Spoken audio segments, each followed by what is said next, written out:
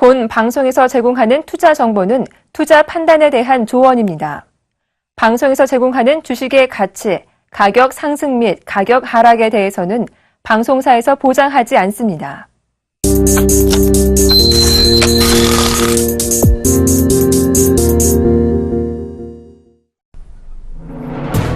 네, 2부로 다시 왔습니다. 출발 증시와이드의 최혜린입니다. 간밤에 미국 증시 또 빠졌습니다. 4월 첫 거래일 2분기 시작 산뜻하지 못했다는 얘기인데요. 지표가 일제히 안 좋았는데 건설 지출, 제조업은 안 좋았다고 치고 시장이 조금 찝찝했던 부분은 민간 고용이 14개월 만에 처음으로 20만 명도 채 늘지 않으면서 고용 지표가 꺾였다는 점입니다. 이틀 뒤면 노동부가 발표하는 고용 보고서가 나올 텐데 이 점에 귀추가 더 주목되는 그런 상황이 펼쳐지게 됐습니다. 어제 우리 장도 경기 둔화 우려 속에 또 수급까지 꼬이면서 다시 한번 2020선까지 밀려 내려왔었죠. 그런데 일부에서 전문가들의 내용을 종합해보면 의견이 엇갈리는 것을 확인할 수 있었습니다. 상승 추세는 유효한 가운데 눌림목 견조한 조정이다라는 의견도 있었지만 시장이 진심 걱정된다는 멘토님도 의견이 있었습니다. 2000포인트만 지지됐으면 하는 간절한 바람도 들을 수가 있었는데 그럼에도 불구하고 공통적인 부분은요. 중국을 상당히 매력적인 투자처로 본다라는 점 그리고 증권주를 설사 팔았다 한들 다시 한번 사야 될 정도로 매력적인 섹터라는 데 공통된 의견이 있었습니다. 출발 증시와이드 2부 시작해보죠.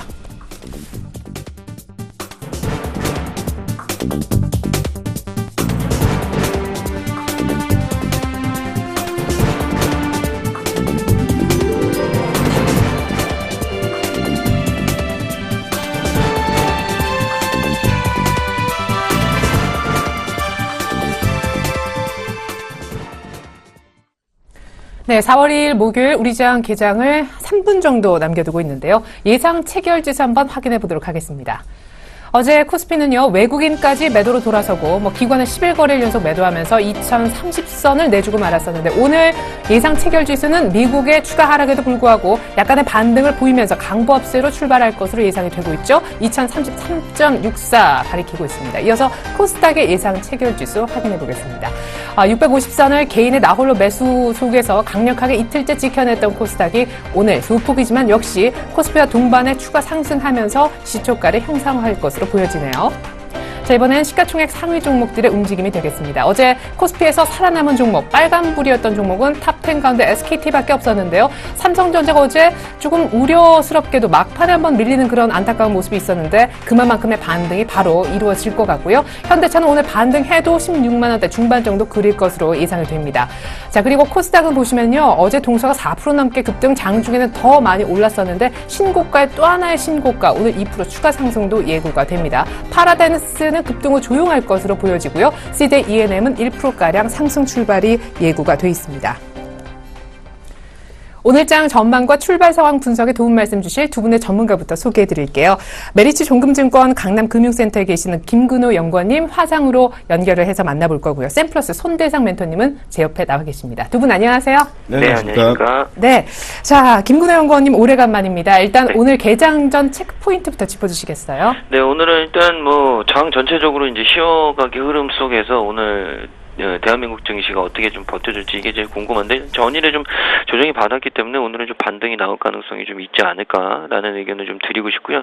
전체적으로 이제 유가는 좀 올랐고 유럽은 좀 반등했고 미국 시장은 좀 소폭 쉬어가는 흐름이 또 나왔고 이 두 가지가 좀 엇갈리고 있는데 전일에 대한민국 코스피 시장 위주로는 좀 밀리는 모습 보였죠. 물론 코스닥 시장 거의 반등을 해서 끝났지만 그렇게 보면 과열 논란 속에서는 일단 지속적으로 상승 추세는 맞는데 이제 코스닥이냐 코스피냐에 대한 부분이 굉장히 좀 이제 엇갈리게 되는 거죠. 그래서 저는 개인적으로 오늘 같은 경우에는 이제 코스닥보다는 코스피가 좀 강하게 나올 가능성이 있고 유가가 상승한 부분들이 있으면 결국에는 화학 쪽의 섹터들이 좀 올라올 가능성이 있다. 그래서 전체적으로는 오늘 코스피가 그래도 전일의 어떤 조정폭을 좀 만회하는 흐름이 되지 않겠나라는 생각이 좀 들고요. 환율 같은 경우에는 엔달러가 조금 하락하는 모습인데 엔달러 하락하는 거는 저희한테는 그래도 괜찮은 모습이기 때문에 크게 개의치는 않으셔도 된다. 전체적인 시장은 어제의 조정폭을 좀 만회하는 분위기가 될 것이다 라는 말씀 드리겠습니다. 2030선 정도의 코스피의 반등은 예상을 하고 계시다라는 얘기로 이해를 했습니다. 손대상 멘토님은요? 네, 결국은 종목별 싸움이 되지 않을까라는 생각을 가지고 있는데 전체적으로 글로벌 시장의 모멘텀이 없습니다. 그렇다라고 한다면 종목별 모멘텀을 좀 확인을 해봐야 되는데 기본적으로 실적 프리어닝 시즌이 다시 한번 도래를 했습니다. 그렇다라고 한다면 실적이 나오는 종목들, 그다음에 4월 달부터 시작을 해서 또 서울 모터쇼가 이벤트로서 작용을 할 가능성이 높다라는 판단을 가지고 있고 4월에 게임에 대한 신작 모멘텀도 역시 계속적으로 좀 발표가 될 가능성이 있기 때문에 역시 뭐 종목별 모멘텀에 대해서 좀 더 집중을 해보자라는 말씀 드리고 싶습니다. 네, 그럼 모터쇼 열리는 모멘텀이 있는데 차 좋게 보시는 건가요? 자동차주 자체를 좀 좋게 보지는 않아요. 하지만 그 안에 있는 부품주에 대한 기대감은 계속적으로 좀 있다라고 보시면 좋을 것 같고요. 네. 완성차는 결국은 신차에 대한 모멘텀이 나오지 않는다라고 한다면 확실히 뭐 상승할 가능성은 없겠지만 중요한 거는 부품주의 경우는요. 시장이 좋든 안 좋든 어떻게 됐든 고장이 날 수밖에 없는 게 차고요. 그렇다고 한다면 부품주에 대한 기대감은 여전히 뭐 완성차보다는 낮다라는 측면으로 좀 보시면 좋을 것 같습니다. 네.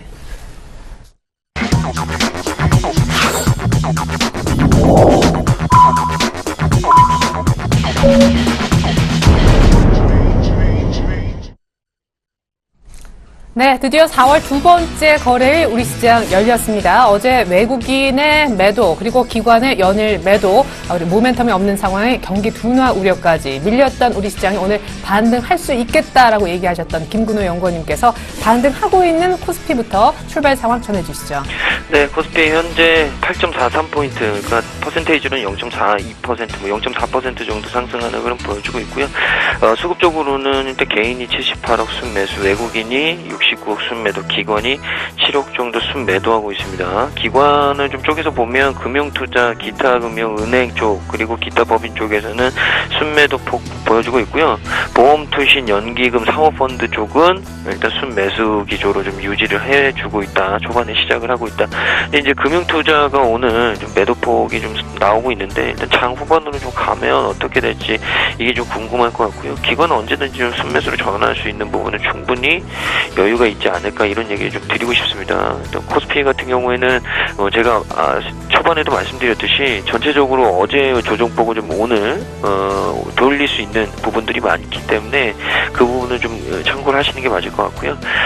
오늘 외국인이 많이 사는 업종은 코스피 쪽에서는 뭐 금융업종이라든지 증권업종, 은행업종이 또 한 번 외국인들이 많이 사고 있습니다. 그러니까 이 금융, 통칭해서 금융인데 뭐 보통 증권, 은행 쪽 많이 하죠, 보험. 이쪽은 뭐 계속적으로 좀 좋아질 가능성이 있다. 왜냐하면 뭐 아시다시피 저금리 기조가 유지가 될 것이고 전체적으로 밸류에이션적인 매력들이 기본적으로 가지고 있는 섹터이기 때문에 좀 보셔야 되는 게 맞을 것 같고요. 어제 또 특징적인 게 유통하고 섬유유복 쪽이, 특히나 섬유유복 쪽이 좀 올라왔죠. 이런 부분들 오늘 그리고 통신하고 건설 쪽도 외국인들이 좀 순매수 참여하고 있다라는 말씀드리고, 기관 쪽은 오늘 서비스 쪽하고 의약품 그리고 화학 섹터, 은행 섹터 좀 사고 있습니다. 역시나 의약품, 제약주에 대한 기관의 러브콜이 꾸준하게 좀 이어지고 있구나라는 부분으로 좀 이해해 주시면 될 것 같고요. 코스닥 같은 경우에는 현재 3포인트 정도, 퍼센테이지로는 0.48% 정도 상승한 653.3437 왔다 갔다 하고 있는데요. 소급적으로는 개인과 외국인이 순매도 기조 보여주고 있고요. 그리고 기관이 순매수 기조를 보여주고 있습니다. 금융투자, 투신, 그리고 사모펀드, 기타 범인 모두 순매수 기조 유지하고 있다라는 말씀드리고, 코스닥 쪽에서 외국인은 오늘 IT 하드웨어죠, IT 지수 쪽 많이 사고 있는데 역시나 갤럭시 S6에 대한 호평들이 이어지고 있고 예약 판매에 들어간다라는 소식이 좀 있으면서 이쪽 전체적으로 좀 스마트폰 부품주라든지 IT 부품주들이 좀 영향을 훈풍을 좀 받지 않나라는 생각 갖고 있고요. 그리고 기관 같은 경우에는 뭐 중형 쪽, 제조, 그리고 제약, IT 쪽, 통신장비, 의료 정밀기기, 그리고 디지털 콘텐츠 쪽 섹터를 좀 러브콜을 보내고 있는데 전체적으로 뭐 IT는 맞는 것 같고요. 그리고 역시나 제약 쪽도 코스닥에서는 기관의 러브콜이 이어지고 있다라는 의견을 좀 드리고 싶습니다. 네, 이렇게 해서 저희가 출발 상황 짚어봤습니다. 잠시 후에 외환시장 출발 상황도 알아볼 텐데 일단 1,100원 선이 깨졌다라는 말씀 미리 드립니다. 오늘 급락하면서 출발하는 외환시장 분위기는 잠시 후에 짚어보도록 하겠습니다. 자, 손대생 멘토님 수급 좀 살펴주시겠어요? 기관은 오늘 또 파는지? 네, 알겠습니다. 기관 쪽에서 이제 매수 쪽으로 전환이 되었다라고 좀 생각을 하시면 좋을 것 같고, 그래요? 그 안에서 예. 투신권에서 99억 정도로 매수로 전환되는 모습입니다. 다행이다. 반면에 코스닥 시장에서는 외국인 쪽 매도, 기관 쪽 매수가 이어지고 있는 모습인데, 앞서서 이제 종목별 흐름에 대해서 말씀을 좀 해주셨는데요. 일단은 거래소 전체 시장에서 보게 되면 매도를 한다라고 하더라도 그 안에서 중형주 위주, 그 화학, 서비스, 은행 업종에서는 기관과 외국인이 동반 매수하는 모습 보여주고 있고요. 그 외에 매도하는 모습도 역시 계속적으로 좀 나오고 있습니다. 전기전자, 유통, 운송, 장비, 그 다음에 마지막으로 철강, 금속까지 매도가 계속적으로 이어지는 모습이기 때문에 이런 종목 쪽으로는 좀 제외하고 오늘 좀 종목을 선별하는 게 좋지 않을까라는 생각을 가지고 있고요. 코스닥 시장에서는 외국인 쪽에서 매수를 하는 종목, 그 다음에 기관이 매수하는 종목은 역시 IT 종합 부분만 있다라는 걸 참고해 주시면 좋을 것 같고, 일단은 기관 쪽에서는 오늘 매도하는 업종은 없네요. 코스닥 쪽에서 없다라는 측면을 좀 확인을 해보시면 좋을 것 같습니다. 유가에 대한 얘기가 계속적으로 좀 나오다 보니까 에너지주 쪽으로서는 강세를 좀 보여주고 있고, 나머지 업종으로는 시장 전반적으로 수급적인 흐름이 아직 나오지 않는다라는 측면을 봤을 때 종목별로 봤을 땐 역시 에너지 업종 위주로 좀 봐야 되지 않을까라는 생각 가지고 있으니까요. 이 화학까지 좀 참고를 해서 보셔야 되지 않을까라는 생각 가지고 있습니다. 그렇기 때문에 수급 중심적으로 좀 본다라고 한다면 역시 기관과 외국인이 동반 매수하는 업종으로서 좀 지켜보시는 게 맞다라는 얘기를 해드리도록 하겠고, 어쨌든 10분까지는 좀 비이성적인 시장이다라고 생각을 하시면 좋을 것 같고요. 10분 이후부터 시장의 흐름이 어떤 식으로 움직이는지를 다시 한번 확인해 보시는 게 더 좋다라는 말씀 해드리도록 하겠습니다. 네. 자, 저희가 잠시 후에 특징주도 한번 살펴보도록 하고요. 일단 김근호 연구원님이 아까 시장 분위기 짚어주시면서 업종별 흐름을 살짝 체크를 해주시긴 했는데, 오늘도 KTB투자증권은 8% 갭 상승해서 추가 상승, 2월달보다 2배 오르는 그런 분위기가 연출되고 있습니다. 되는 종목만 계속 되는 그런 느낌이에요. 오늘 섹터 흐름은요? 네, 오늘 전체적으로 섹터 흐름 좋은데요. 일단은 의약품, 코스피 쪽에서는 의약품이 제일 세고요. 그 다음 이제 증권, 화학, 은행, IT 쪽이 좀 강합니다. 그러니까 전체적으로 묶었을 때는 이제 금융 쪽 강하고요. 그리고 제약 쪽, 그리고 유가 반등에 따른 화학, 그리고 갤럭시 S6 소식에 따른 IT, 이렇게 좀 나눠볼 수 있을 것 같은데, 의약품 쪽은 기관들이 좀 굉장히 많이 러브콜 보내고 있습니다. 특히나 금융투자 쪽에서 매수가 굉장히 좀 많이 들어오고 있고, 그에 반해 개인과 외국인들은 의학 섹터 쪽에서는 마이너스, 그러니까 순매도를 보여주고 있다는 말씀 드립니다. 증권하고 은행 쪽은 좀 얘기가 다른데, 증권 쪽은 이제 외국인들이 많이 사고 있고요. 오히려 기관들은 좀 매도를 하고 있다. 근데 은행은 개인들 매도, 그리고 기관과 외국인의 동반 러브콜이 들어오고 있습니다. 그래서 오늘은 증권주가 많이 올랐기 때문에 상대적으로 못 오른 은행주들이 많이 오를 가능성이 있지 않을까라는 생각 말씀드리고, 화학주도 외국인과 기관이 동반 순매수에 나서고 있습니다. 간밤에 유가 반등이 화학 섹터의 훈풍을 좀 불어넣는 느낌이 아닐까라는 말씀드리고, 특이한 게 IT 쪽은 기관과 외국인은 소폭 순매도를 좀 보여주고 있는데, 오히려 개인 창구 쪽에서 순매수가 굉장히 좀 많이 들어오고 있다라는 말씀드립니다. 코스닥 쪽 살펴보죠. 코스닥 같은 경우에는 금융, 정보기기, 섬유, 의류, 종이, 목재, 화학, 건설 순으로 움직이고 있는데, 금융은 역시나 코스피와 좀 맥락을 같이 하는 것 같고요. 그리고 정보기기 쪽은 외국인이 굉장히 좀 러브콜이 많이 들어오고 있습니다. 그리고 반면에 개인들의 매물들이 많이 나오고 있고요. 종이, 목재도 마찬가지입니다. 종이, 목재도 외국인들의 러브콜이 굉장히 크고, 반면에 외국인과 기관의 순매도, 이 부분이 좀 특징적이다. 섹터를 좀 보면 외국인은 정보기기 쪽, 그리고 기관은 IT 쪽, 그리고 제약 쪽, 이런 쪽으로 좀 사고 있다라는 말씀 드리겠습니다. 네, 이렇게 해서 저희가 업종별 흐름까지 짚어봤습니다. 오늘 제약주도 들썩이고 있는 것 같은데요. 잠시 후에 돌발 종목 이어집니다. 네, 이번에는요, 외환시장 분위기 한번 살펴보도록 하겠습니다. 오늘 외환시장에 대한 출발 분석은요, 다른 곳으로 가서 들어볼 텐데요. 유진투자선물에 계시는 이주원 연구원님 연결해 보겠습니다. 안녕하세요. 네, 안녕하세요. 네, 오늘 1,100원 깨지면서 출발하고 있다면서 간밤에 미국 쪽 지표가 안 좋은 것이 영향을 주는 모습이네요. 네, 맞습니다. 오늘 달러원 환율 어제 종가 대비 4원 40전 하락한 1,098원에 출발했습니다. 현재도 1,098원대에서 거래를 이어가고 있는데요. 오늘 환율은 미국의 경제지표 불인에 따른 달러 약세로 하락할 것으로 전망을 하고 있습니다. 지난밤 발표된 미국의 ADP 전미 고용 보고서 3월 민간 고용은 시장이 예상치 미치지 못하는 18만 9천 명이 늘어나는 데 그쳤습니다.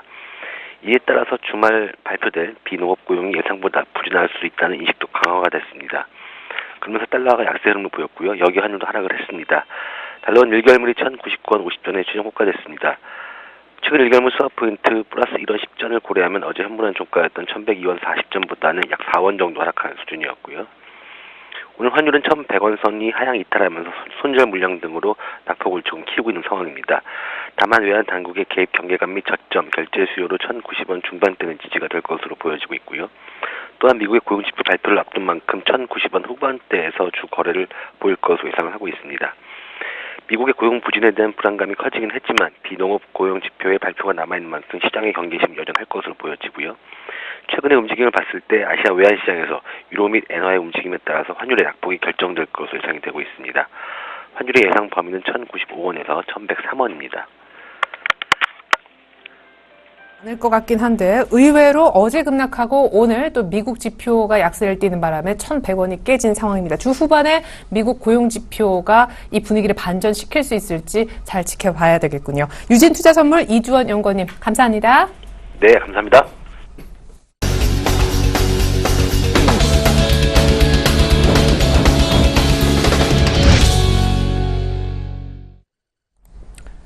네, 돌발 종목 4월 두 번째 날 돌발 종목은요. 먼저 제약 섹터를 들여다봐야 될 것 같습니다. 오늘 젠백스가 급등하는데요. 삼성제약과 라이선스 계약을 체결했다고 해요.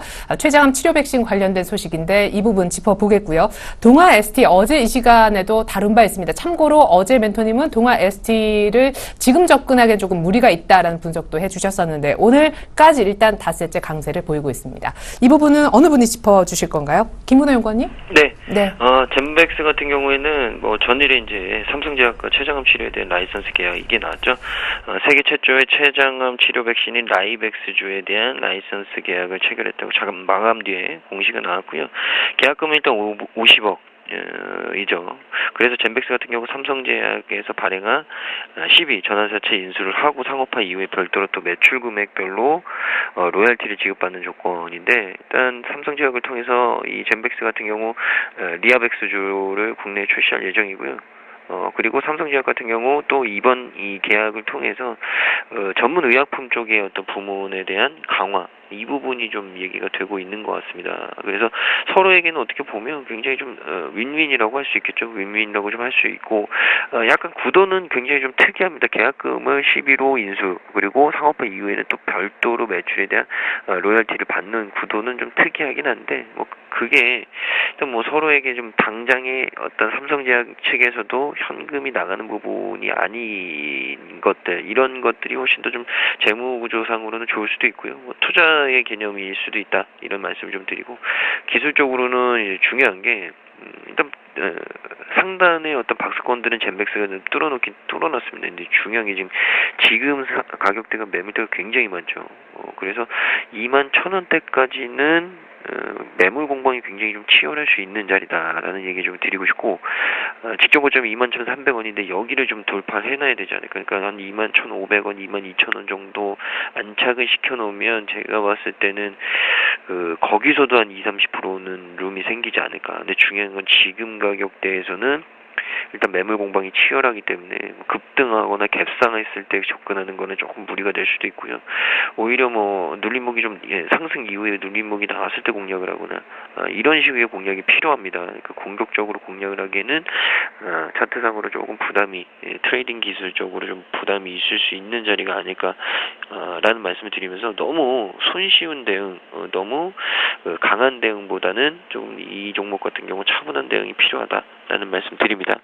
두 번째 종목은 동아ST인데 요새 이제 방금 전에 살펴드렸던 이 젠백스도 그렇고 동아ST도 그렇고 신약이라든지 이 바이오시밀러 쪽과 관련된 이 신약의 효과 이런 것들로 올라가는 제약주들 바이오주들이 굉장히 많은 느낌이 듭니다. 동아ST 같은 경우 이 시백스트로 유럽 판매 허가로 마케팅 지역이 좀 추가가 되면서 신약 가치가 굉장히 좀 상승할 것이다라는 게 증권사에서 대거 보고서들이 쏟아지면서 주가가 굉장히 좀 급등을 하는 모습인데요. 작년 7월에 이 전문 의약품 매출액이 부진했었죠. 왜냐하면 다들 아시다시피 이 리베이트에 대한 규제, 그래서 컴플라이언스가 굉장히 좀 강화되면서 각 제약사들마다 굉장히 좀 몸을 사렸습니다. 그렇기 때문에 전문 의약품 매출액이 동아 ST 같은 경우에도 감소를 할 것으로 좀 예상을 했었는데 지난해 3분기가 이제 바닥권으로 좀 뚜렷하게 나타났죠. 그래서 이제 올해도 그 상승세는 여전히 가져갈 것이다라는 기대감이 있고, 또 자체 개발했던 이 슈퍼 박테리아 항생제, 제가 방금 말씀드렸던 이 시벡스트로인데, 이 시벡스트로가 지난해 3분기 미국에서 판매가 시작이 됐고요. 서서히 이제 침투율이 높아지고 있습니다. 그리고 최근에 유럽에서도 최종 승인을 획득을 했습니다. 그래서 이 부분도 좀 중요하게 보고 있는 거죠. 신약 가치가 굉장히 크다라는 얘기들이 좀 많이 나오고 있습니다. 물론 신약 가치를 단순 수치로 계산하는 건 무의미하지만 그만큼 기대감이 큰 종목 중에 하나다. 신약의 어떤 가치다라는 말씀드리면서 결핵 치료제의 또 수출도 굉장히 좀 주목할 필요가 있다. 그래서 해외 쪽, 내수 쪽 모두 다 좋아질 수 있는 토대가 마련이 됐다. 그래서 동아 ST는 실적 개선이 올해부터 본격적으로 나타날 가능성이 좀 크다라는 말씀 드리는데, 이제 중요한 건 트레이딩 기술이죠. 지금 일단 급등을 했고 12만 원대까지 이 굉장히 큰 매물대가 자리 잡고 있고, 과연 여기서 내가 사야 되느냐 말아야 되느냐 고민을 하실 분들이 계실 것 같은데, 저는 11만 원대에서는 좀 사봐도 되지 않을까. 그러니까 12만 원 언더에서는 매수 참여를 좀 해봐도 된다. 근데 뭐 한 번에 다 사시라는 얘기는 아니고요. 11만 원, 한 11만 5천 원서부터는 쭉 11만 원 초반대까지 분할 매수를 좀 접근하셔도 되지 않을까라는 말씀 드리겠습니다. 네. 자, 젠백스는 지금 가격대 기술적으로 곧바로 매수하기는 조금 부담인데, 방금 전에 설명해 주신 동아 ST는 지금보다 조금 가격이 더 내려온 11만 원대에선 분할해서 매수해봐도 좋겠다 하셨습니다. 오늘 우리 김근호 연구원님이 짚어주셨던 섹터 가운데 정유화학주 보지 않을 수가 없어요. 국제 유가가 5% 급등하면서 WTI가 50불을 회복한 간밤의 뉴스가 반드시 영향을 주는 것 같습니다. 차트적으로도 굉장히 좋아지고요. SK이노베이션은 실적도 예상보다 빠르게 좋아질 것이란 얘기가 어닝 시즌 직전에 지금 들어오는 상황입니다. 여행주도 나란히 모두 또 하나 더 신고가를 찍고 있네요, 멘토님. 네, 맞습니다. 이란이 핵협상을 타결했는데 실패가 됐죠. 그러다 보니까 이제 공급이 줄어들 것이다라는 얘기가 나오고요. 미국 내에서는 이제 뭐 재고에 대한 원유량을 좀 확인을 해봤는데 490만 배럴 정도가 지금 저장되어 있다. 근데 예상치는 420만 배럴이었거든요. 그렇다라고 한다면 이 부분은 악재로서 작용을 할 가능성이 있지만, 중요한 부분은 이제 원유의 생산량이 기존보다는 좀 줄어들게 되면서 1월 달에 형성이 되었던 유가가 원유 생산을 했던 부분보다는 좀 감소가 나오고 있다라는 얘기가 나오고 있습니다. 이렇다 보니까 일단은 전반적으로 원유 가격이 상승을 하게 되면서 역시 에너지 관련주가 상승을 하고 있는 모습인데, 사실 국내 쪽으로 보게 되면은 그동안 많이 빠지고 올라왔음에도 불구하고 실적적인 측면으로서는 역시 호재가 계속적으로 이어질 것 같다라는 얘기가 나오고 있습니다. 일반적으로 원유 같은 경우는 뭐 가격이 떨어진다라고 해서 사실은 그렇게 바로 반영이 되는 것보다는 한 3개월 정도의 딜레이가 있다라고 생각을 하시면 좋을 것 같은데요. 그렇다라고 한다면 지금 팔고 있는 게 작년 12월 정도에 들어왔던 수입을 해왔던 원유라고 보시게 되면은 훨씬 싼 가격임에도 불구하고 지금 1,500원, 1,600원대의 가격을 형성을 하고 있다라고 한다면 역시 실적적인 측면에서는 긍정적일 수밖에 없다라는 측면을 좀 얘기를 해드리고 싶습니다. 화학주의 경우는 좀 다른 모습을 보여주고 있는데 거의 2분기에 딜레이를 좀 가지고 있다라고 생각을 하시면 좋을 것 같아요. 1분기 같은 경우는 화학주 자체적으로 좀 비수기인 영향을 계속적으로 보여주고 있는데 2분기에 대한 기대감이 계속적으로 좀 나오고, 기대감으로 인해서 화학주도 좀 상승을 하고 있는 모습이고, 그동안 미세먼지 때문에 태양을 좀 많이 못 받았는지 이 태양광 관련주가 좀 조정을 좀 많이 받았었는데, 오늘은 역시 화학주가 강세를 보이게 되면서 동반 강세를 보여주고 있는 모습을 보여주고 있습니다. 여행주에서 오늘 또 이슈가 하나 나왔습니다. 중국의 FTA가 과연 그 여행주에도 호재가 될 가능성이 있느냐라는 부분이었는데, 역시 호재가 될 가능성이 있다라는 측면이 요즘에 나오면서 오늘 급등이 좀 나오는 모습을 보여주고 있는데요. FTA로 인해서 한국 여행객이 이제 중국에서 아웃바운드 사업을 좀 할 수 있다라는 측면이 나왔어요. 중국에 대한 모멘텀 역시 여행업 쪽에도 이슈가 좀 되고 있다라는 측면을 좀 얘기를 해드리고 싶고, 환율에 대한 얘기, 하락이 계속 좀 이어졌었죠. 그런데 이제 이게 중단이 됐습니다. 그럼에도 불구하고 패키지 사업이라든가 여행 그 나가는 출국자 수가 계속적으로 좀 증가한다라는 얘기가 나오고 있는 만큼 주가적으로 보게 되면은 일단은 고점인 거는 분명히 좀 존재를 한다라고 볼 수는 있지만 결국은 실적이 얼마나 더 영향을 주느냐에 따라서 달라질 가능성이 있다라는 측면을 좀 얘기를 해드리고 싶습니다. 그래서 차트로 잠깐 볼 거는요. 일단은 항공주에 대한 얘기를 좀 볼 수 있을 것 같습니다. 여행주에 대한 얘기를 좀 해볼 수가 있을 것 같은데 하나투어 같은 경우는 지금 11만 9천 원입니다. 역사적 신고가를 지금 형성을 하고 있는 모습인데 오늘도 6.67% 상승을 하고 있는 모습이죠. 자, 이거는 확인해 보시게 되면요. 올라가다가 횡보를 했어요. 그 다음에 상승을 하고 또 올라가다가 횡보를 하는 그런 모습인데 이런 패턴이 상승 직사각형 패턴입니다. 즉 상승이 추세가 이어지는 그런 패턴이다라고 생각을 하시면 좋을 것 같아요. 다만 때 좀 사면 좋겠네요. 네? 횡보할 때 좀 사면 좋겠네요. 횡보할 때 사면 좋은데 네네. 지금은 놓친 거죠. 오늘의 급등이 나오게 네네. 되면서. 그래서 일단은 하나 투어를 좀 고민하시는 분들은 그것보다는 모두 투어를 좀 보시는 게 좋지 않을까라고 생각을 하고 있는데 네. 역사적인 신고가는 하나 투어는 계속적으로 형성이 되었습니다. 그럼에도 불구하고 모두 투어 같은 경우는 아직 역사적인 고점을 돌파를 하지 못했거든요. 어떻게 됐든 1등주와 2등주는 비슷하게 갈 수밖에 없는데 1등주가 돌파를 했다라고 한다면 2등주 역시 역사적인 신고가를 돌파할 가능성이 높다라는 측면으로 봤을 때는 역시 모두 투어 쪽에 좀 관심을 가지시면 좋을 것 같고요. 뭐 모두 투어는 작년에도 이슈가 나왔던 부분이 있죠. 호텔 사업에 대한 얘기가 나오고 있는데 그쪽으로 조금 더 진출하게 되면서 자회사 실적이 역시 기대감이 좀 형성이 되어 있는 만큼 뭐 하나 투어를 둘 중에 하나를 보신다라고 한다면 모두 투어를 좀 얘기를 해드리고 싶습니다. 그래서 여행주로서만 차트를 좀 언급을 해드리도록 하겠습니다. 네, 모두 투어가 하나 투어보다 조금 매수하기엔 편한 종목이 아닌가 하셨는데 앞서 정유주 3인방 가운데 조금 매력이 있다 보여지는 종목은 없으신지 일단 지금 신고가를 써나가는 상당히 좀 힘이 원래 좋았는데 오늘 더 치고 올라가는 S-오일도 눈여겨보여지거든요. 유가의 의존도가 가장 높은 게 S-오일이잖아요. 그렇죠. 그럼에도 불구하고 저는 SK이노베이션? S-오일이요. 아, 예. S-오일을 예. S-오일을 좀 얘기를 해드리고 싶은데 SK이노베이션 같은 경우 2차전지 쪽으로도 좀 많이 진출을 하고 있습니다. 그쵸, 셰일가스에 대한 얘기도 계속적으로 좀 나오고 있는 만큼 뭐 좀 다변화를 시킨다라는 거죠. 그러면 간단하게 삼성전자와 SK 하이닉스를 비교를 해보게 되면요. 반도체 업황이 살아나게 된다라고 한다면 당연히 SK 하이닉스를 사야 돼요. 왜냐하면 그에 대한 비중이 굉장히 좀 높기 때문에. 네네. 그러면 S-오일 역시 유가에 대한 얘기가 계속적으로 나오고 호재가 일어날 가능성, 원유 가격이 올라갈 가능성이 있다라고 한다면 S-오일을 사야 된다라는 게 맞고요. 그 전반적으로 보게 되면 호재가 계속적으로 있을 때는 S-오일이 확실히 이슈가 될 수밖에 없죠. 네. 근데 반대로 리스크도 역시 가장 클 수밖에 그쵸. 없다라는 측면을 좀 얘기를 해드리고 예. 싶고 오늘 같은 경우는 사실은 좀 쉬어가는 게 맞지 않나라는 생각을 가지고 있는데 왜 그러냐면 차트상으로는 지금 올라가다가 조정을 좀 받을 가능성이 있다라는 측면을 좀 보여주고 있습니다. 여기에서 지금 들어가는 건 좀 무리가 있다라고 생각을 하고 있어요. 그렇기 때문에 돌파를 한 다음에 보시는 게 맞다라는 좀 얘기를 해드리고 싶고 예. SK이노베이션을 잠깐 또 확인을 해보고 가게 되면요.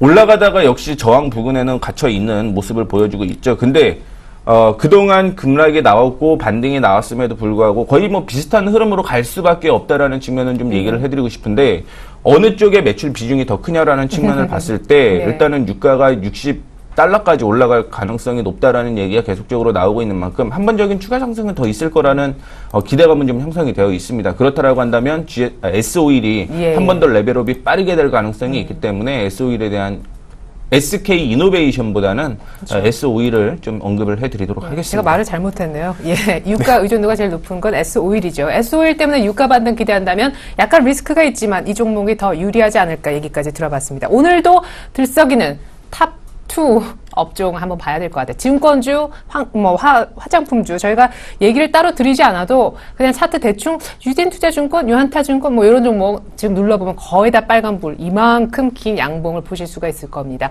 요 종목 분석은요 우리 김근호 연구원님이 해주셨으면 좋겠는데 결론적으로 살 수는 있는 섹터인가요?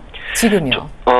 저는 뭐 두 섹터 다 갈 수 있다라는 생각이 좀 들고요. 네. 일단 증권주 같은 경우에는 뭐 기본적인 이슈는 이 저금리 기조죠. 저금리 기조에 의해서 이 증권사들이 가지고 있는 상품들이 매력이 더 부각될 수 있다라는 게 첫 번째고, 또 하나는 이제 시장 전체적으로 거래 대금이 늘어나면서 증권사들이 가장 큰 수익원인 매매 수수료 쪽이 늘어날 수 있다. 그러니까 영업 수익이 굉장히 좀 증가할 수 있다.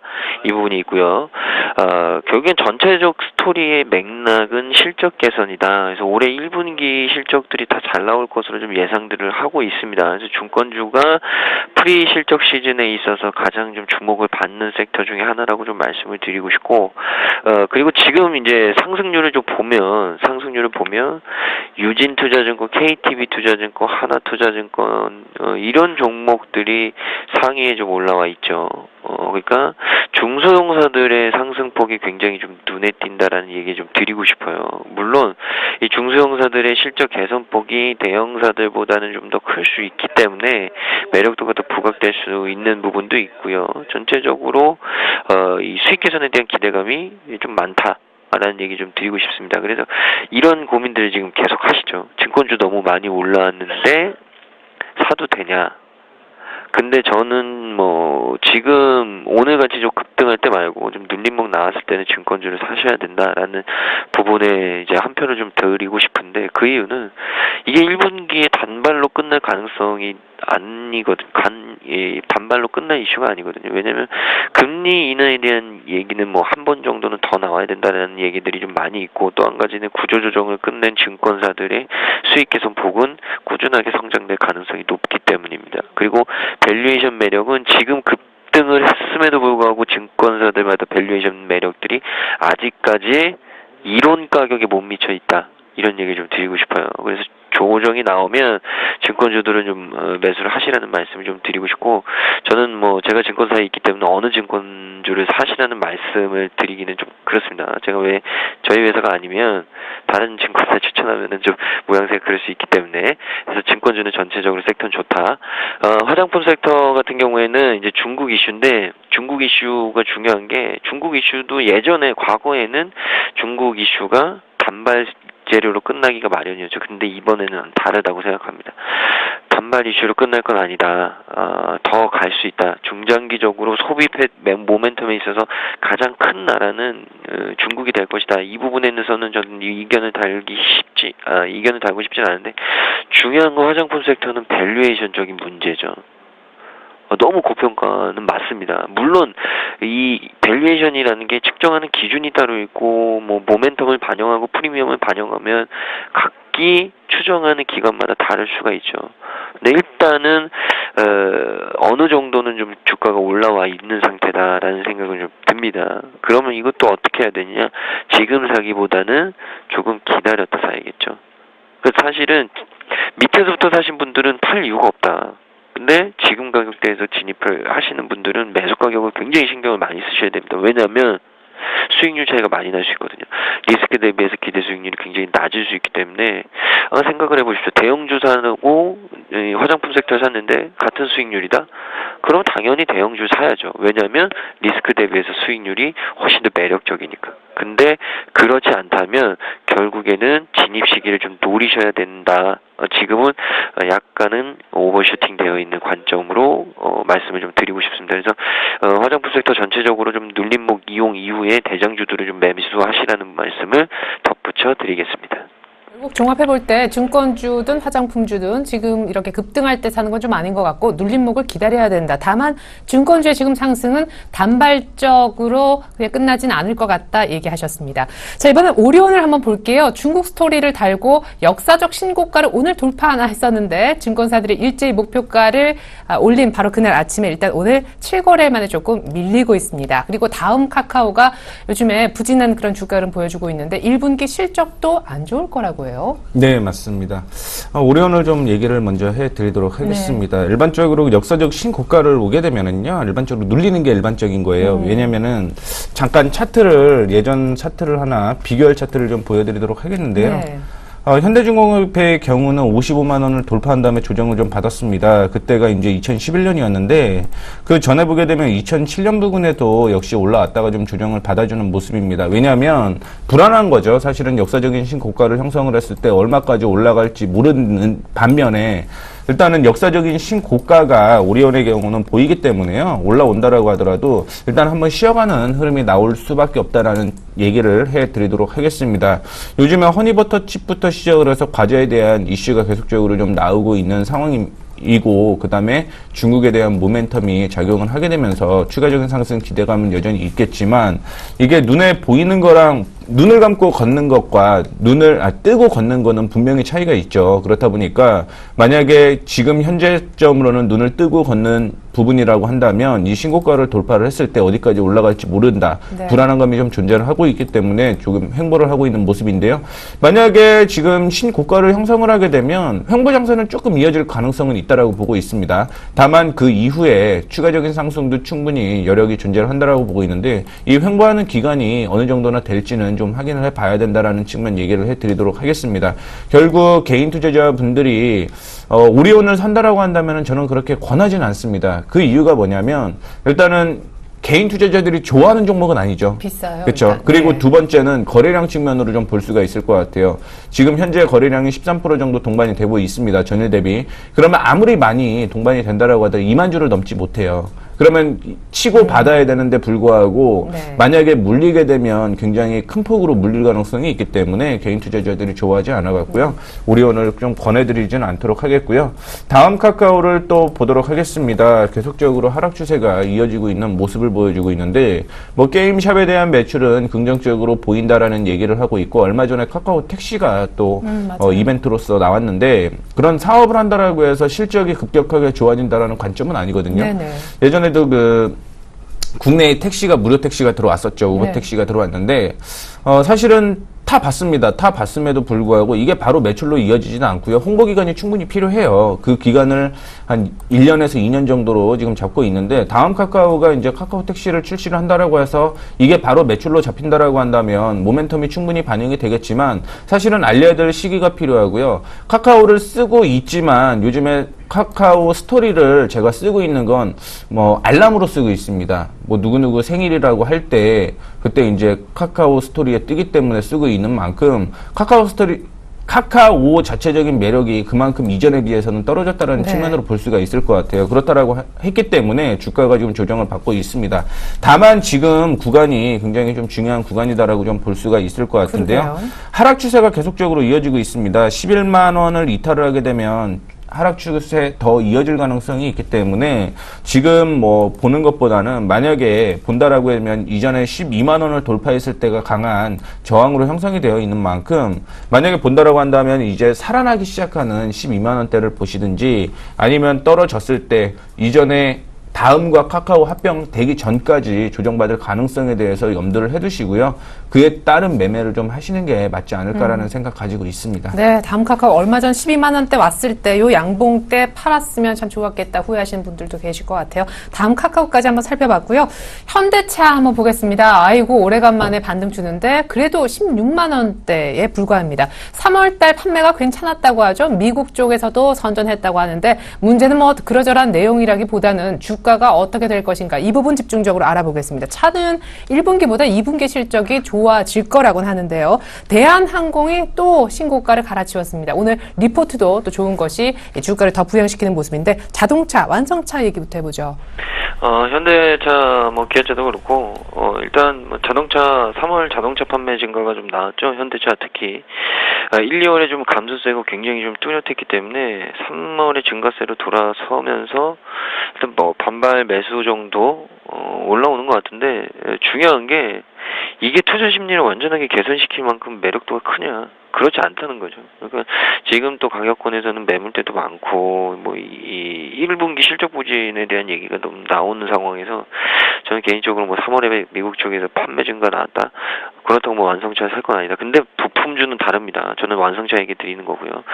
1, 2월에 어떤 개선 강세가 나왔다. 결국에 기저효과 정도 나온 것 같고요. 4월에 이제 실적 발표가 나오는데 1분기 실적 부진 나오고 한 번 더 충격이 오면 그때는 이제 반발 매수에 대한 부분으로 낙폭과대로 접근을 해볼 만하다. 근데 지금은 일단은 좀 설명돼야 될 게 많을 것 같습니다. 그래서 뭐 다른 업종보다 그렇게 뚜렷하게 완성차 업종, 특히나 현대차가 매력적이다라는 말씀을 좀 드리기는 힘들 것 같다라는 얘기 드리고, 대한항공 같은 경우에는 시고가가 나왔죠. 대한항공도 그렇고 뭐 아시아나항공도 그렇고 일단 뭐 유가가 하향 안정화되면서 수익성들이 굉장히 좀 좋아졌고요. 또 한 가지는 대한항공이나 아시아나항공 같이 대형 항공사들이 보통 이제 LCC라고 하죠. 저가 항공사, 저비용 항공사보다 유리하다라는 분석이 좀 나왔습니다. 여러 측면에서 저가 항공사보다 유리하다. 여객 탑승률 회복이 최근에 전체적으로 항공산업에 나오고 있는데 그 안에서 저가 항공사보다는 대형 항공사들이 유리한 점이 훨씬 더 많다라는 얘기를 좀 드리고, 뭐 그 이유는 뭐 노선에 대한 강점들 그리고 게이트 사용에 대한 강점들 여러 가지가 있겠죠. 브랜드 파워 그런 부분들을 봤을 때는 장기적으로 봤을 때 저비용 구조에서 그리고 전체적으로 좀 시장이 캐파가 개선되는 상황에서는 저비용 저가 항공사보다는 대형 항공사들의 유리한 시장 환경이 점차적으로 확대될 것이다. 이런 의미들이 좀 있는 것 같아요. 일단 기술적으로는 오늘 뭐 다 뚫어놔서 일단 뭐 대한항공은 추세적으로 더 갈 가능성이 높다. 그리고 유가가 여기서 충격적으로 상승되지 않는 한은 뭐 항공사들 꾸준하게 좀 올라갈 가능성이 높지 않을까. 왜냐하면 여행객은 꾸준하게 늘어나고 있고 비용은 점차적으로 하향 안정화됐다. 이런 스토리로 좀 접근을 하시면 될 것 같습니다. 이렇게 해서 저희가 특징주 살펴봤습니다. 코스닥, 코스피 모두 빨간불로 오늘은 반등을 보여주고 있긴 한데 수급으로도 뭐 조용하고 그냥 약간 반등한 그 상태에서 정체가 이루어지고 있습니다. 이제 더 이상의 하락은 없는 건지 손대상 멘토님 전략 부탁드려요.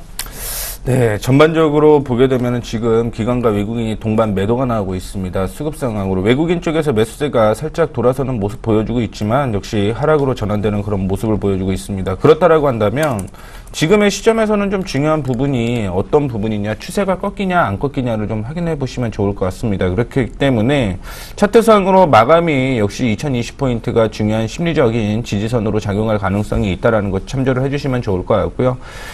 최대 2017포인트 이탈하게 되면은요, 그 다음부터는 이중 천장이 형성되게 되면서 떨어질 가능성이 있다라는 거 참고해 주시면서 2020포인트에서 마감이 되면 더 좋고요. 만약에 조정을 더 받는다라고 하더라도 2017포인트에서는 무조건 지지가 나와야 된다라는 거, 만약에 그렇지 않다라고 한다면 리스크 관리 쪽으로 대응하라는 말씀 드리고 싶습니다. 네, 21선 지지가 상당히 중요한 시장이다라는 얘기 들어봤습니다. 사실 개인 투자자분들 아마 고민을 하실 거예요. 이 종목 사면은 곧 부러질 것 같은 그런 차트인데 이런 종목들이 더 간단 말이죠. 또 트렌드를 외면할 수는 없는데 과연 어떻게 전략을 세워가면 좋을지 김근호 연구원님. 예, 뭐 전체적인 시장은 뭐 오를 만큼 올라왔죠. 코스닥도 오를 만큼 올라왔고 여기서 뭐 또 한번 오버슈팅이 나오기에는 이제 모멘텀이 좀 필요한 상황이 됐고 수급적으로는 뭐 오늘 수급은 뭐 그렇게 의미는 없다. 뭐 외국인들 기관들이 뭐 동반 매도하는데 뭐 그렇게 큰 폭의 매도는 아니라고 좀 보여지고요. 중요한 건 이제 시장의 흐름인데 시장의 흐름은 일단 코스피 같은 경우에는 뭐 한 번 슈팅 이후에 좀 눌림목 구간인 것 같은데 여기서 뭐 크게 조정이 나오기는 힘들지 않을까. 그래서 코스피는 뭐 당분간은 뭐 이런 박스권 내지는 뭐 약 강보합 정도 꾸역꾸역 올라가긴 할 것 같다라는 느낌이 들고, 문제는 이제 코스닥인데 코스닥은 이제 지수로 접근하면 굉장히 힘들어진 구간이죠. 왜냐면 이제 여기서 리스크 대비해서 코스닥에서 원하는 수익률 지수로 원하는 수익률을 얻기는 좀 힘들 것 같고, 그럼 철저하게 이제 종목별로 접근을 해야 되는데 저는 이제 IT 부품주를 좀 말씀드리고 싶어요. IT 부품주 같은 경우에는 뭐 바이오도 있고 제약도 있고 많이 올랐지 않습니까? 화장품도 있고 지금 상황에서 쪼는 쉽지 않은 거죠. 그래서 IT 부품주 같은 경우에 그래도 그나마 좀 버틸만하다. 라는 얘기 좀 드리고 싶고, 갤럭시 S6가 생각보다 이제 반응들이 좋기 때문에 그와 파생된 종목들, 우리가 흔히들 알고 있는 종목들, IT 부품주 쪽으로 좀 접근을 해봐도 나쁘지 않다. 그리고 대형주 하시려고 하시는 분들은 말씀드렸지만 섹터는 딱 2개 정도 보시면 될 것 같아요. 하나는 금융, 하나는 화학. 이 2가지 정도 보시면 트레이딩하기 편하시지 않을까라는 말씀 드리겠습니다. 네, 대형주를 원한다면 금융과 화학, IT 부품주도 지속적인 관심을 주문하셨습니다. 지금까지 메리츠 종금증권 김근호 연구원님, 샘플러스 손대상 멘토님과 함께해봤습니다. 전략까지 감사합니다. 네, 감사합니다. 감사합니다.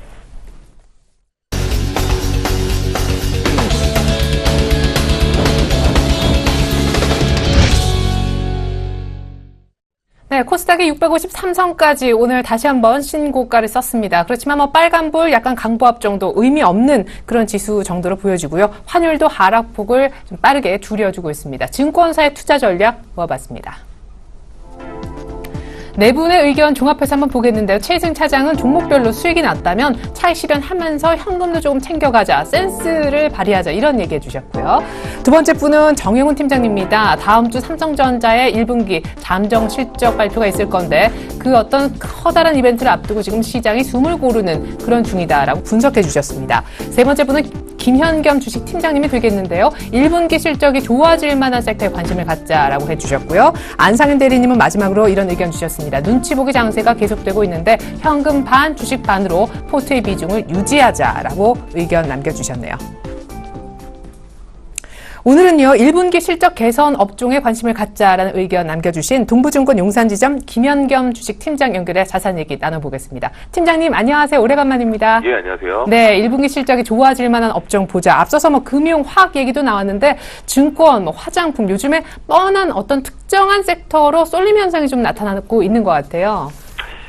예, 지금 4월 달이 됐기 때문에 이제 1분기 실적 시즌이 어떻게 보면 이제 시작이 되는 그런 가운데 다음 주에 이제 삼성전자의 잠정 실적이 나올 것이고요. 그 이후부터 대형주부터 이제 실적 발표가 연이어 나오는 그런 시장의 환경이 될 것 같습니다. 그렇기 때문에 대형주 같은 경우는 이런 실적 시즌에 좀 더 포커스를 맞추셔야 되고요. 아무래도 이런 실적 개선이 될 수 있는 그런 업종들, 최근에 많이 올라온 업종들이 대표적인 업종들이겠는데 그중에 가장 최근에 실적 개선이 이루어지는 업종은 아무래도 증권 업종이겠죠. 최근에 코스닥, 그다음에 코스피 역시 2000선 위로 올라오면서 거래대금이 8조 원을 상회하는 이런 모습 속에서 브로커리지 이런 수입이 늘 수 있는 것이 눈에 보이는 증권 업종 계속해서 관심을 가지셔야 될 것으로 보이고요. 건설 업종 역시 최근에 상승에 따른 조정을 보이고 있는데 건설 업종 역시 3월달, 4월달 계속해서 분양 시장이 호황이라는 그런 점을 생각해 본다면 건설 업종 역시 계속해서 좀 봐야 될 업종. 오늘 분명히 유가가 급등하면서 오늘 이제 유가 관련 주식들이 큰 폭의 상승을 하고 있지만 계속해서 40불 중반에서 50불 초반에서 박스권 움직임을 보인다면 아무래도 유가 하락 수혜주에 좀 더 관심을 갖자. 오히려 오늘같이 유가 상승으로 인해서 유가 하락 수혜주가 조정을 받을 때 매수 관점으로 대응해야 된다. 대표적인 종목이 항공이나 최근에 많이 올랐던 페인트 관련 주식들, 이런 페인트 같은 경우는 유성 페인트 같은 경우는 이런 유가 하락에 굉장히 수혜를 받는 대표적인 섹터죠. 그렇기 때문에 이런 쪽 종목들을 계속해서 관심을 갖자.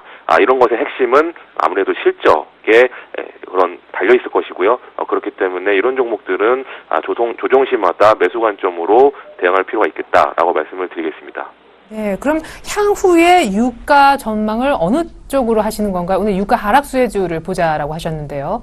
예, 2011년에 이제 WTI 기준으로 140불까지 상승했던 유가가 어떻게 보면 올해 4년째죠. 네. 4년째 하락을 지속을 하고 있고 최근에 작년 하반기부터 100불 언저리에서 40불대까지 급락을 했던 이런 모습들을 본다면 네. 보통 자산들이 이렇게 급락을 하면요. 바닥을 다지는 그런 기간이 필요하기 때문에 아무래도 저 개인적으로 한 1년에서 2년 정도는 저유가 시대가 계속 이어지지 않을까라는 관점에서 제일 탑픽으로는 아무래도 항공 주식이 가장 유망하겠죠.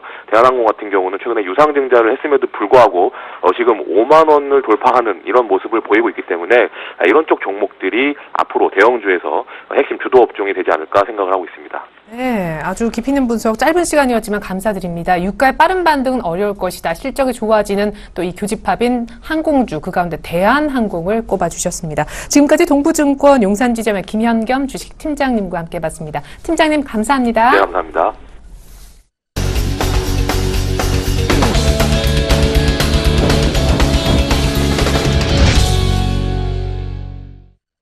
네, 이번엔 선물시장 맥점 짚어보는 그런 시간입니다. 샘플러스 손석빈 멘토님 연결해보죠. 안녕하세요.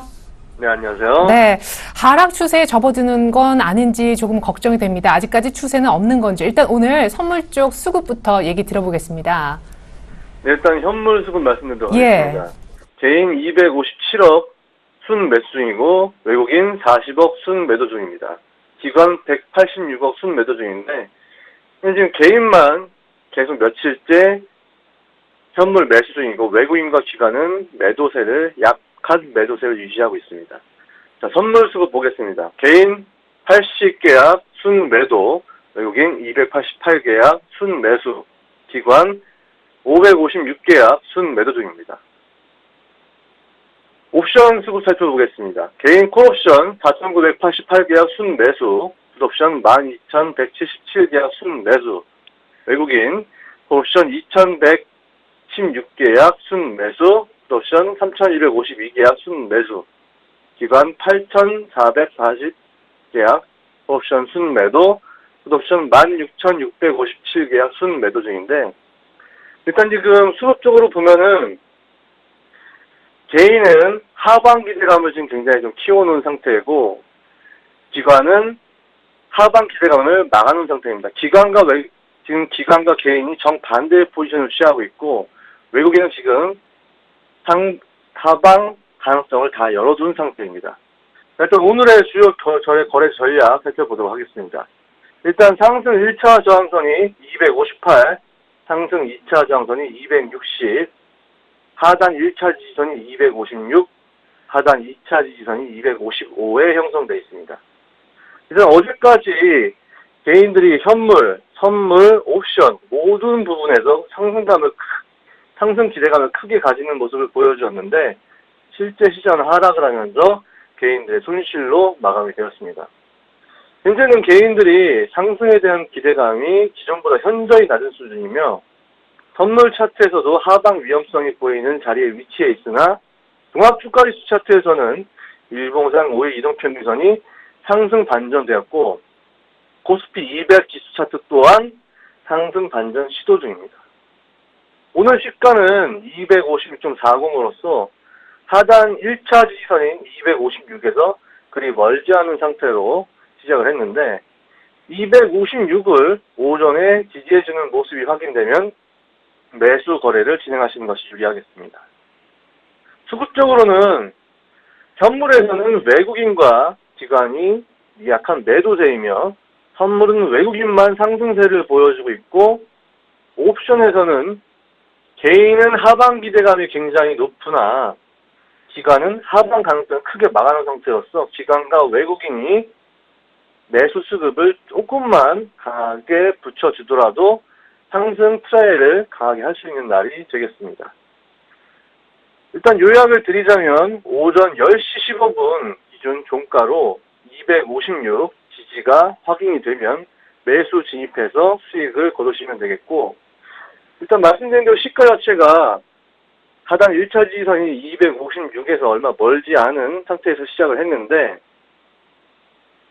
지금 0.4포인트 정도 지지선과 거리 차이가 있죠, 시가와. 근데 지금 아직까지도 계속 버텨주고 있어요, 오전부터. 근데 이게 10시 15분까지 확실하게 256을 지지해주는 모습을 보여주면 이후 그 탄력으로 상방으로 강하게 트라이를 할 걸로 보고 있습니다. 그래서 1차 상승 저항선인 258 정도까지는 쭉 매수로 진입을 해서 수익을 취하시면 되겠습니다. 네, 오늘 오전에 256포인트 지지하면 앞서 상승 베팅했다가 손실 많이 난 개인분들 좀 만회가 가능할 것으로 보여집니다. 일단 오늘 256 오전에 지지가 되면 258까지 무난한 상승도 가능할 것 같네요. 지금까지 선물시장 맥점 짚어주신 분은요, 샘플러스 손석빈 멘토님이셨습니다. 감사합니다. 네, 감사합니다.